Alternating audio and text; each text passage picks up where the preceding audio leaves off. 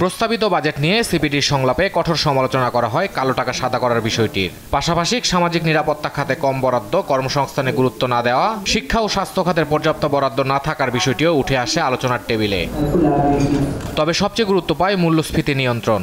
আমার জানা মতে এইবার চেয়ে উইকার একটা অবস্থায় আমরা কখনো নেই, অথচ এই সময়টা ছিল যখন very strong position because they are making a transition. শিক্ষাকে একটা সার্বিক সেক্টর হিসেবে দেখে মানব সক্ষমতা বিনির্মাণের সর্বশ্রেষ্ঠ বিনিয়োগ হিসেবে কেন আমরা বাজেটে এটা প্রতিফলন দেখলাম?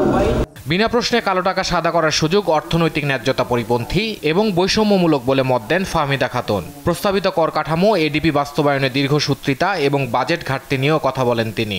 অপ্রদর্শিত আয়, কালো টাকা, তাদেরকে যে 15% হারে কর দিয়ে সেগুলো সাদা করার যে সুবিধা এবং উপর্যুপরি তাদেরকে কোনো প্রশ্ন ব্যতিরেকে সেই সুবিধাটা দেওয়া হবে, এইটা আমরা প্রতিবারই বলে আসছি যে এটা যারা সৎ করদাতা তাদের উপর একটা অন্যায়।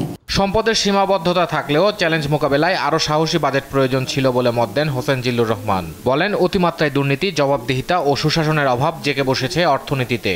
রাজনৈতিক অর্থনীতির লৌহ ত্রিভুজে বাংলাদেশ আটকে আছে।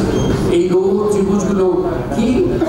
এই লৌহ ত্রিভুজ হচ্ছে আপনার একটি হচ্ছে যে সার্বিকভাবে জবাবদিহিতাহীন পদ্মা সেতু আরো 4টা হলে আমার আপত্তি নেই, অলবোট রেলে মেট্রোরেল আরো 10টা হলে আমার আপত্তি নেই।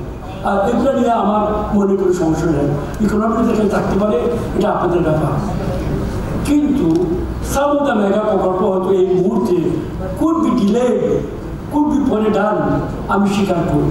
ব্যাংক সহ আর্থিক প্রতিষ্ঠান ও নিত্যপণ্যের বাজারে অরাজকতার সমালোচনা করেন আলোচকরা। সব ক্ষেত্রে সুশাসন ও জবাবদিহিতা নিশ্চিত না করা গেলে অর্থনীতি আরও সংকটের মুখে পড়বে বলেই মত তাদের। ইফতেখার রেজা, দেশ টিভি, ঢাকা।